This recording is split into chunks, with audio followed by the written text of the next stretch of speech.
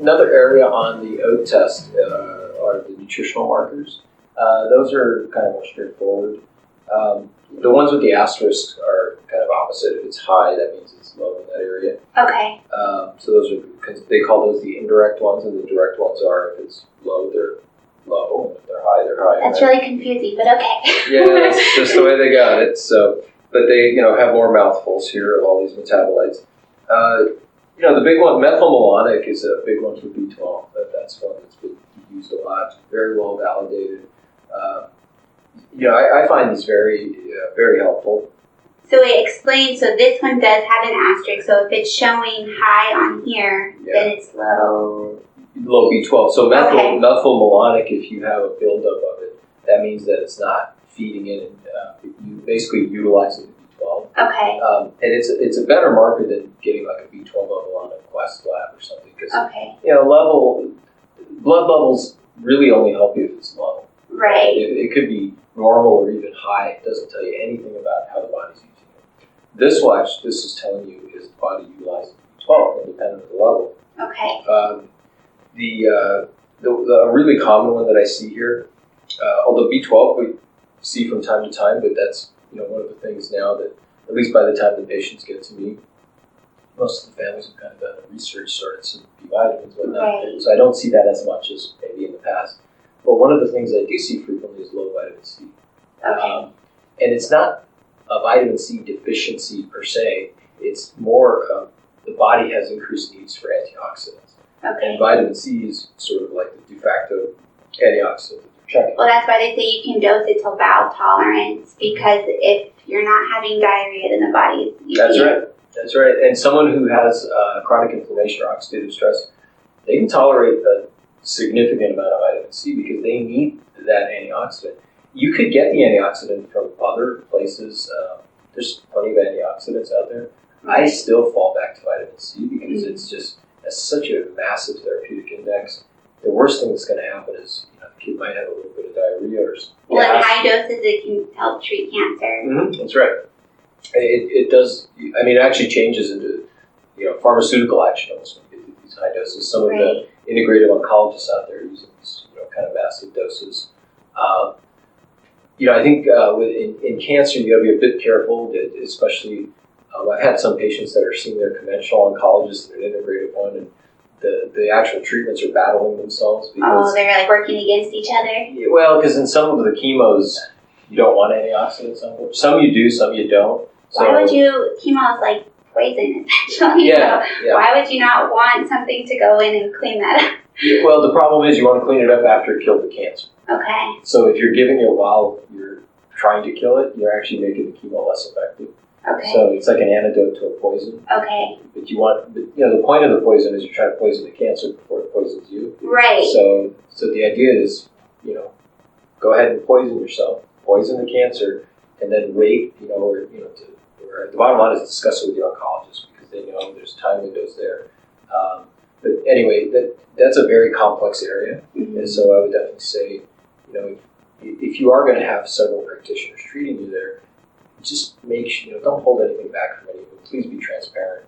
Talk to them so that one treatment's not fighting another one. Because sometimes they can be antagonistic, and that's just an example of that. In our kids, though, it's usually chronic inflammation, oxidative stress, and most families will have their kid on some vitamin C, but it'll be 250 a day or maybe 250 twice a day or something like that. Yeah, way too low. And it's very hard to overdose on vitamin C because it's water soluble, so you'll just kind of excrete out what's not used. The first thing you'll see is a lot of gas and flatulence and maybe some loose stools or diarrhea.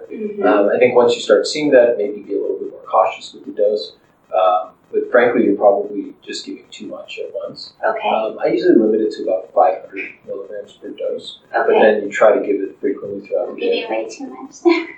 Yeah. Well, no, some people give. I give my son 1,000. Okay, I do like 1,200 per dose. Yeah, and he does fine. Okay. But I tested it on him and he tolerates it, so it's fine. Same with that. Right. If your kid's doing fine on it, then it's fine. But if I don't know, I err on the side of caution to kind of just you can always go down if you overshoot it. This way, you just kind of gradually go up. I think the tempting thing for a lot of parents is they don't want to dose something 4 or 5 times a day.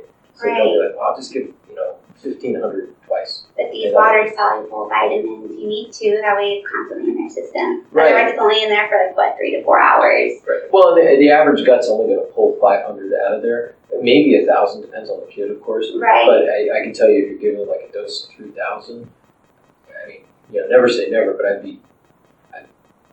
I would say close to never will you be getting most of that absorbed in the kid's gut. Unless your gut is just on point. Yeah, maybe if it's perfect, but if it's that pristine, you probably don't have the other issues. So, right, you don't even need the vitamins. Right, in which case then just take your multi or eat a lime every day or something. So. Oh, quick question. So if you have a child that deals with constipation, vitamin C might be a gentle way to kind of induce movement. Vitamin C and MAG are probably. I like using MAG, but vitamin C also works. Mm-hmm.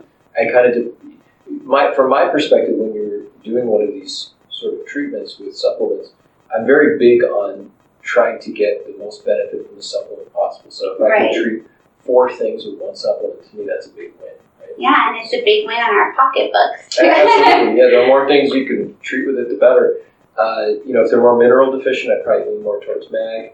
If they're more having oxidative stress, I'd probably lean more towards vitamin C. I usually start with the MAG only because in the beginning, in most kids, we have some element of mito dysfunction. MAG's really important. Well, MAG's involved in, I think it's like 350 million enzymatic. Yeah. And that's known. So it's probably closer to 1,000 that we don't know yet. So I always try to get that buffed up first. And usually if we have them on that for several months, and if they happen to be constipated, it's perfect. You can do that. Then as we sort of get that in order and we're trying to get the oxidative stress under control, sometimes we'll shift that over to a vitamin C if they're continuing to have problems with the constipation.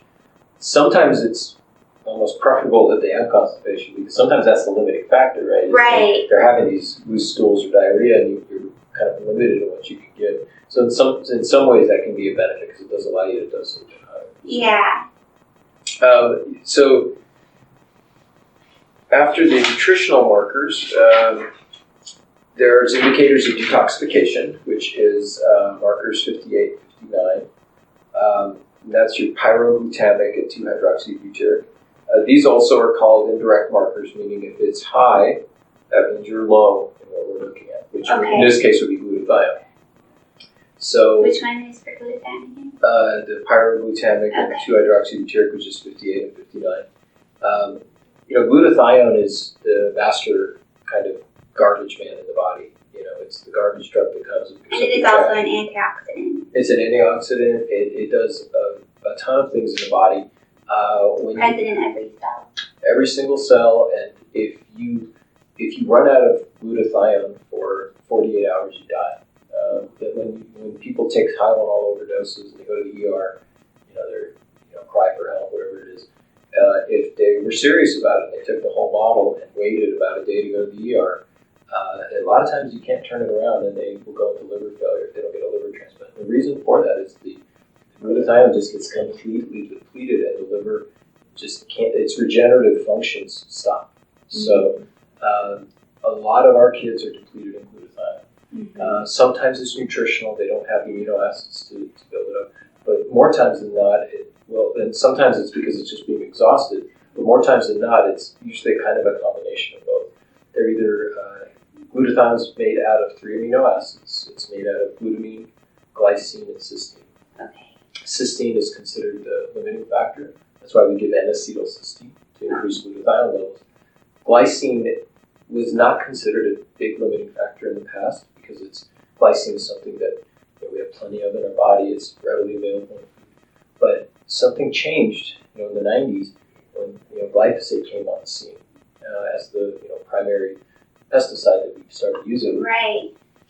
The problem is with glyphosate, and this was Stephanie Seneff kind of uncovered some of this.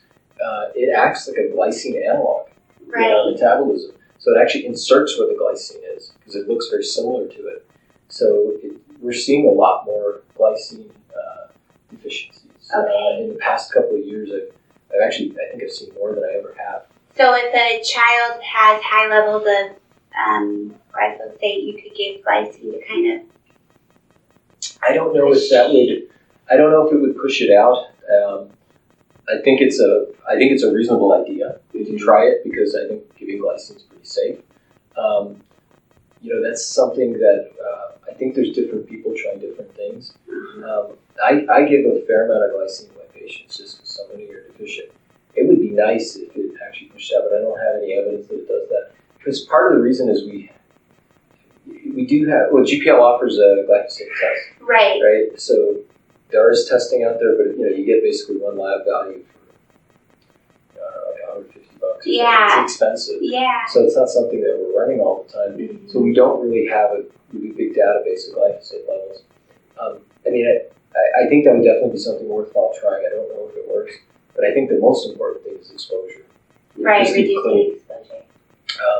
The average person, if they have normal detox processes in place, you should be clearing out whatever pesticide exposure you have in about 2 to 3 days. Mm-hmm. Some people genetically are a little slower, might take it a week. There's a few people that have doubles on the PON one is the one I'm referring to. That can take up to 30 days.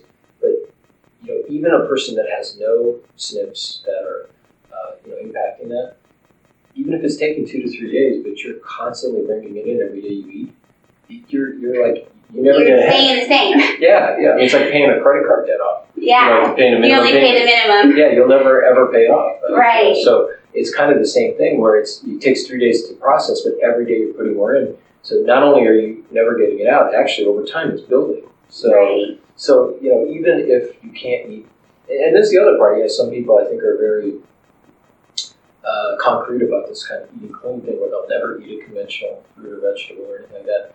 I don't think that's necessary either. I think you should try as much as you can, but I say this all the time. I'd still rather have a kid eating a conventional whole food diet than a 100% organic processed diet. I did read you could soak that fruits and veggies in baking soda, and it helps remove some of the from the exterior, right? Yeah, but not the interior. Yeah, the problem is when they spray them at all different growth periods. And like I've seen my father-in-law lives in upstate New York. They have a lot of apples there. They have a big apple orchard next door.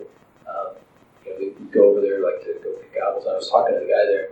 They spray on the blossoms there. They're spraying inside the blossom. They're doing it on the outside. So like with apples, you're going to have it inside the core. You'll have it inside the meat. You'll have it out on the skin. One of the 3 fruits my son will eat too. Yeah. Darn. Yeah, they just nail it on all sides. Well, the good news, organic apples aren't too much more expensive. Okay, yeah. Right? They're not like that's what we do. Blueberries or raspberries or something. Yeah. Just you do the best you can, and just keep in mind the average person, it's 3 days to clear it out. So, even if they're getting something every so often, as long as they're staying ahead and keeping it clear. I looked at this article where they're doing photomicrographs of the oxalate issue. Because the other issue also is, people will say, like, well, what's the big deal? That's the most common reason people get stones. So, right. If my kid's not getting stones, I don't need to worry about it. You do, because they actually showed that these oxalate crystals, they show them in the muscle, in the liver, in the brain, and I read that it was linked to like fibromyalgia. Mm-hmm. So it ended up being just an oxalate issue. Yeah. There's actually there's some evidence out there. It's got links with Alzheimer's and beta amyloid plaque, and you basically get these little triangular crystals just settle all over your body. And if this is happening for a week or two, probably your body can deal with it. But if it's going on for years and years and years, forget about Mito and all this other stuff. Having little triangular crystals settle in your brain will create inflammation. Hurts my brain just hearing about it. I know, exactly. So it is important. Like I said, I tend to be, a little bit kind of mellow about it at the get-go, just because I don't want to be an alarmist when we're already given these complex instructions to fix right. that. I can wait a month or two to see, and many times then the oxalates will come down. But that is something that, especially if you wind up going through a gut review, you had high oxalates going into it, you did everything properly.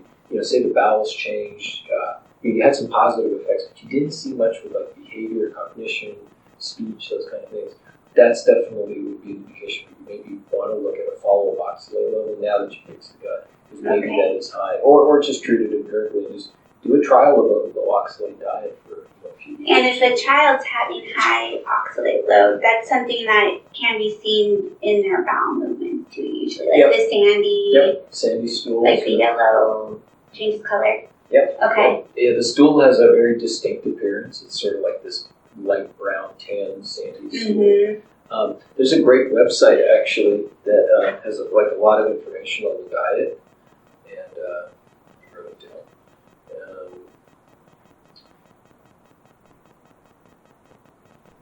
Yeah, it's lowoxalate.info.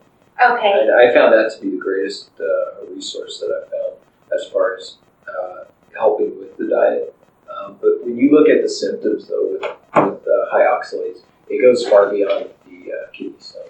Right. So, I think in a lot of, in our kids, it's something that we always have to think about. But I think in the greater kind of general population of chronic disease, especially adults, these so-called medical industries, that's something I'm always thinking about when I have somebody. Yeah, so that's oxalates. And then to kind of wrap up, the last portion of the test is the amino acid metabolites. That is actually the oldest part of the oat test. That was kind of the original portion. This one's really, it's mainly looking at inborn errors of metabolism. So this is sort of analogous to the part you're going to get from a Quest or LabCorp. Okay. So if you do it through them, that's the portion that will probably be the same. Okay. I find that portion to be the least useful. Okay. Frankly, what we typically will see is a whole bunch of zeros. It doesn't necessarily mean they're not absorbing their amino acids. In some cases, it's just if they're metabolizing them properly, it's they're not always terribly helpful. But again, getting back to the whole general thing of the O test, if you're seeing a whole lot of them on the low end versus a whole lot on the high end, they're both indicative of more of a general. Right. So there's kind of a general, almost like a consensus you get from it to get a feel for it. So it helps you in the general sense as well as drilling down. And then they throw in for mineral metabolism the phosphoric at the end. I find this one very helpful as far as vitamin D.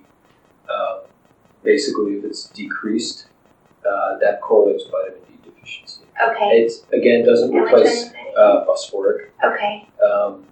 And that's the only one under mineral metabolism? Yeah, it's the only one they look at. And it can also tell you some things about hyper or hypoparathyroidism.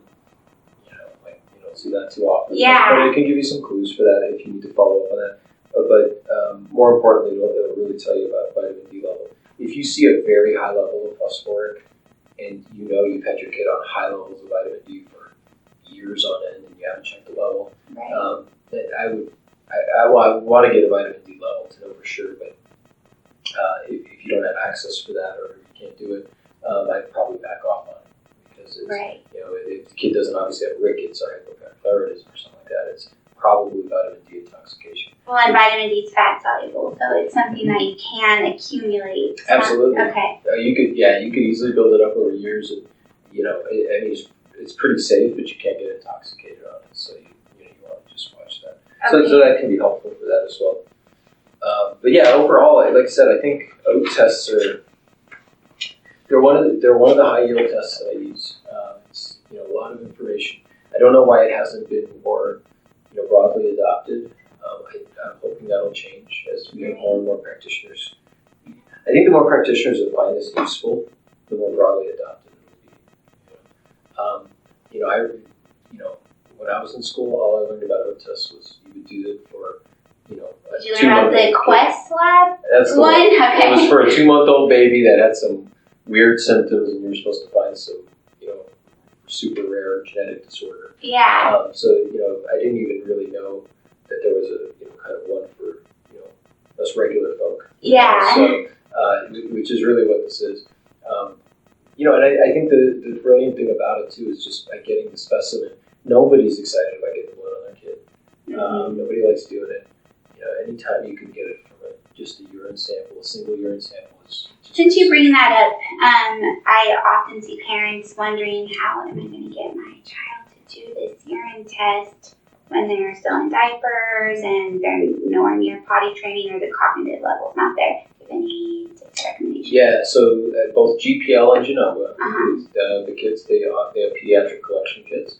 Okay. And all it is just a little like a sticker that goes to a tube, to a bag. Like a urine catch. It just catches it, and what you do is you just put it on their privates. Make sure you put the diaper over it, nice and snug, because if they could get their hands in there, they might rip it off or something. And half the time they rip it off anyway, so maybe give them 2 or something. But they offer those with it. I would say it works for everyone. Some kids are very sensitive.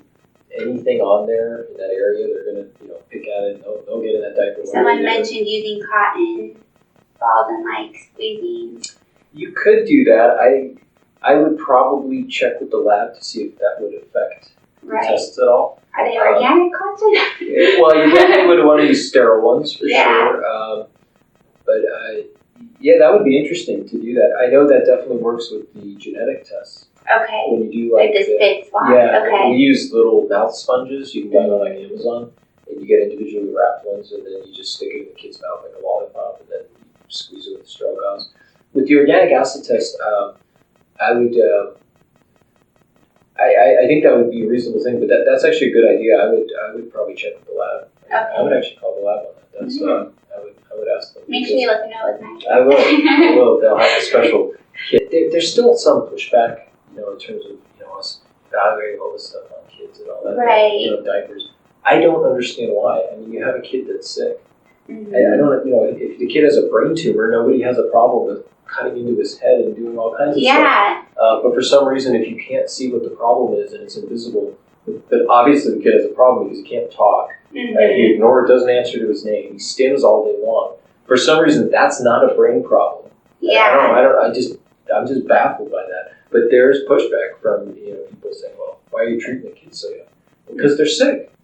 If the kid's sick, it shouldn't matter what their age is. Mm-hmm. If they're sick, they're sick. Sick doesn't always mean a cold, a stuffy nose. Right. And there's nothing magical we'll treat him after he's 4. Yeah, well, then you just lost some valuable time. Because the earlier the better for brain development. And so I don't know how much of that plays.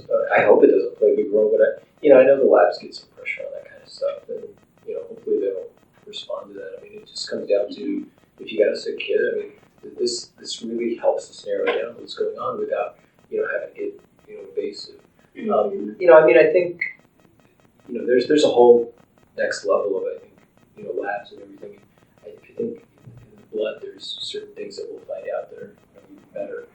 Like even the glutathione. You can get direct glutathione measures in the blood. You can't really get it in the urine. But how do the measurements vary between the two? Because blood would just show kind of like a snapshot, a smaller snapshot, where urine would be broader. Yeah, what urine's basically showing you what's happening. The reason why they take a first morning void, mm-hmm. they want all the urine that's produced while the child's sleeping. Okay. And the idea is that night, while they're detoxifying and recycling mitochondria, all the maintenance stuff happens while you're sleeping. So what this ode is saying is, this is what happened that night while he was asleep. So it's one day. So you could potentially catch him on a bad day, right? Mm-hmm. But this is, I think, another thing is you don't want to do an ode if your kid's sick. Mm-hmm. I mean, if they're chronically sick, yeah, of course you do. But if it's they got a flu or a cold or something, just wait a week. Right. Catch them in their baseline, because the worst thing I hate when I get lab results and they tell me the kid was sick, because then if I see an abnormality, well, was it abnormal because they were sick for a few days? Because if you start doing labs on just average people off the street when they're sick, you're going to find some very strange things. Right. But that's okay. They were sick and then they got better. I know, exactly. Start pulling people off. Yeah. Well, that's like that. They have some line tests out there that do gene probes. The urine ones. I mean, I strongly. Eugenics? No, Eugenics is an immunotest, but there's one called DNA Connections. Oh yeah. It's a good test. It's just that I think a lot of people have. Oh, it's probably late in everybody. Yeah, I don't think that means anything if you don't have a response to it. Right. So I think that's the other thing too is, no matter what lab you're always getting, you do want to have some clinical correlation with it. Mm-hmm. And I can think that's probably the key part where I kind of caution people on trying to interpret the oath themselves. Right. I mean, if you feel comfortable doing it, and especially if you get results, more power to you. Mm-hmm. But if you feel kind of confused or lost, or you're not sure, or you're not getting the results you're supposed to get somebody to help you. Right. It took me a long time to feel comfortable with these. Uh-huh. I've been looking at these for years, and you know. Oh no, they scare me. Yeah, well, Every time I have a parent post one, and can you translate this to me? Like, yeah, they're tough. I mean, because there's so many possibilities, you know, that can go in there, and then also the information changes. and it's a foreign language. It is. I mean, half these organic acids, you know, I mean, I took a lot of biochem between med school and college and everything. A couple of these I recognize, but most of them are brand new to me. Right. I mean, I'm still, you know, I'm doing it for the video here. I've still got my little cheat sheet reading off it because I'm not going to remember what, you know, furan, carbonyl, glycine is, you know, but yeah, glycine part sounds right. Yeah, you could break it down into the different root words. Yeah. But like I said, great test. You know, I hope this was helpful as far as, you know, just giving sort of an overview so that there's some sort of comfort level. And even if it doesn't mean you're interpreting it yourself, which I hope you don't, just so that you get a feel for at least enough where you know where to be alarmed, where you can go further to get some help. Because I know a lot of people are ordering these outside of physician ordering. Mm-hmm. You can just kind of order it yourself. You know when to seek help. Right. And know what a normal one looks like. You know, I actually like getting these on neurotypical kids too, because I also use it as a kind of once a year kind of maintenance thing as well. I've seen tons of normal ones on neurotypical Your well kids. checkup. It is, and it tells me a lot of great info on that. So I know what the normal ones look like, and when I see it on a neurotypical kid, I can tell you it's rare to see like every single marker normal. Most of them are normal though. Really? So, I was wondering about that. Yeah, I've seen plenty of normal ones. Like I said, never 100%. There's only one or two off. One or two off, like, you're not too concerned about it, right? Right. But when you start seeing And it could just be a dietary Yeah. thing at the time that you took the test. or it could have just been that day. Yeah. Getting over something. But when you start seeing clusters of it, or you know, clumps of it, or whatnot, something's up. So if you know, if you have any kind of questions or ideas, you know, kind of where you want us to take this directions in the future, you know, just let us know. Yeah. You probably let Becky know. We actually got a request to do like a live question and answer. Yeah, I'll do that. Yeah. Yep. As long as I'm happy to do it, I just can't give any medical advice. Patients not What? Yeah. I can't do that. My medical board doesn't like that. So as long as we keep things general, Yeah. I'm more than happy to do that. Absolutely. Yeah, if you have a recommendation for a video you'd like to see, definitely leave a comment, and don't forget to subscribe so you can be notified of future videos that we do. And thank you so much for watching.